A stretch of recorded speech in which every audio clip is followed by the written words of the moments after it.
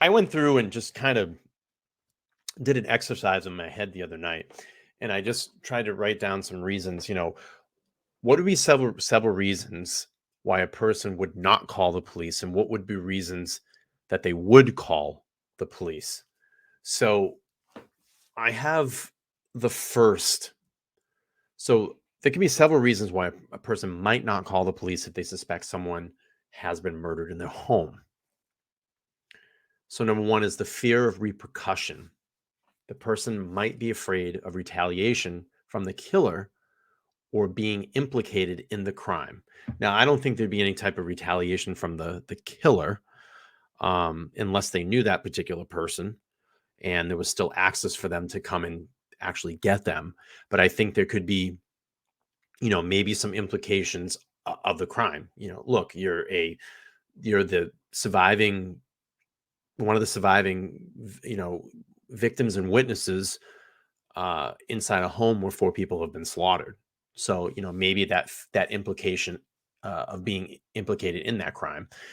Number two, you have the protection of privacy. The person might not want the police or other authorities to know about certain aspects of their life that could be revealed during an investigation. And there's been a lot of rumors out there that this could be drug related, that, maybe Kohberger was allegedly going to the house, purchasing drugs out of that location.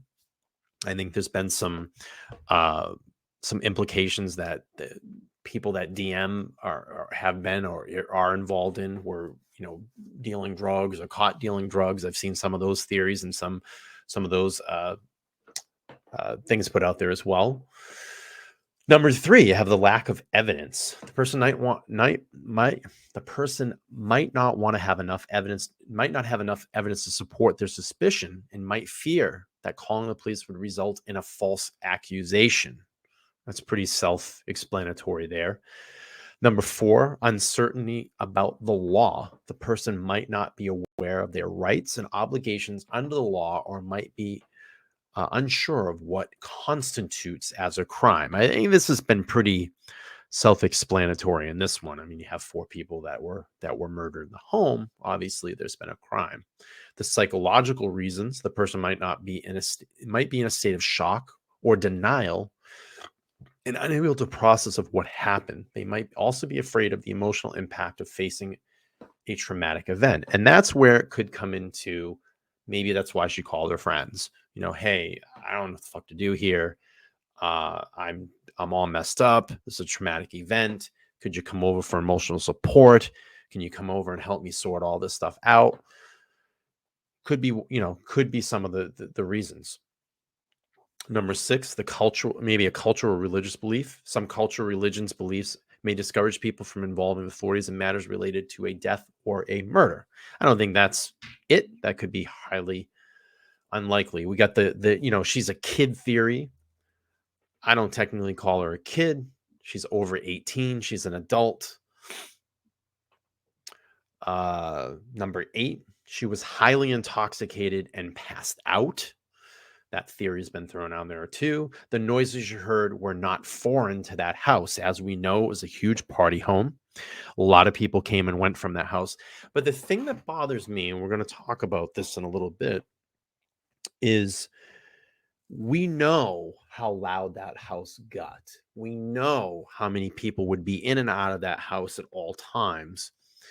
The way that I'm seeing, the way the night of the crime is that the house was particularly, especially at 4 a.m., was particularly quiet that night.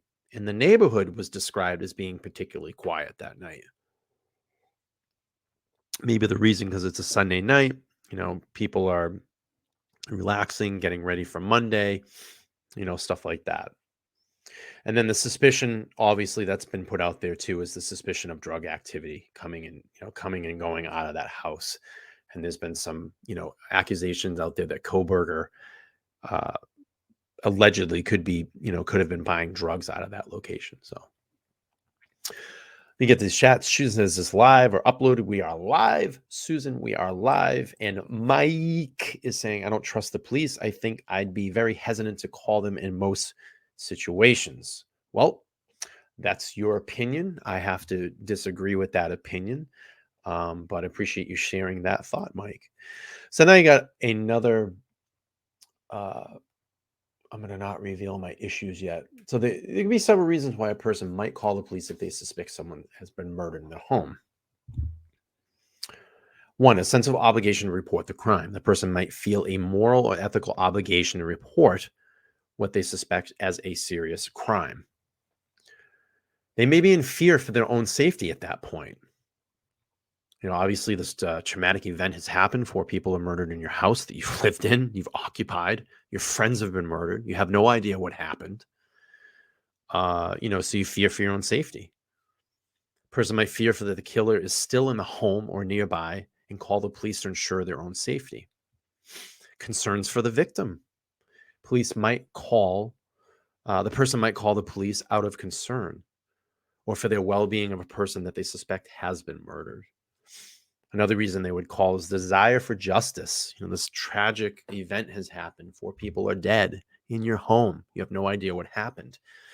Person might have to believe that there is a duty to ensure that justice is served, that the killer is brought to account, of course. Compliance with the law. Person might be aware of the legal obligation to report a suspicious crime and call the police accordingly. And then a need for disclosure. Person might call the police in order to find out what has happened and to bring closure to the traumatic event, obviously to catch the person or persons that is responsible. But with all that being said, and we played both sides of the coin there, reasons why not to call and the reasons to call. These are the issues that I still have.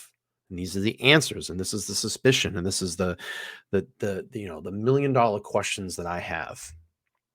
So the issues I have, number one, the time factor.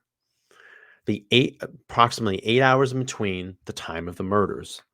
What happened in between those time of the murders?